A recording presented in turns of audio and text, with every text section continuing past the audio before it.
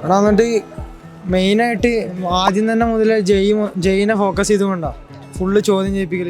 സ്കൂളിലാണെങ്കിൽ സാധാ chapter wise എടുത്തു പോകില്ല, ഇവിടെ കൂടുതൽ ക്വസ്റ്റ്യൻ ചെയ്യിപ്പിക്കുമ്പോൾ നമുക്ക് തോന്നില്ല. നല്ല തീരുമാനം തന്നെയാണ്. പിന്നെ അവനിപ്പം ആദ്യത്തേനെക്കാട്ടിലും ബെറ്ററാണ്. ഇപ്പം കുറേ വർക്കൗട്ട് ചെയ്യുന്നുണ്ട് എന്ന് പറയുന്നുണ്ട്.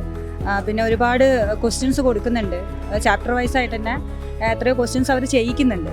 അപ്പോൾ അത് കംപ്ലീറ്റ് അവർക്ക് പഠിക്കാൻ പറ്റുമല്ലോ, അതാണ് മെയിൻ.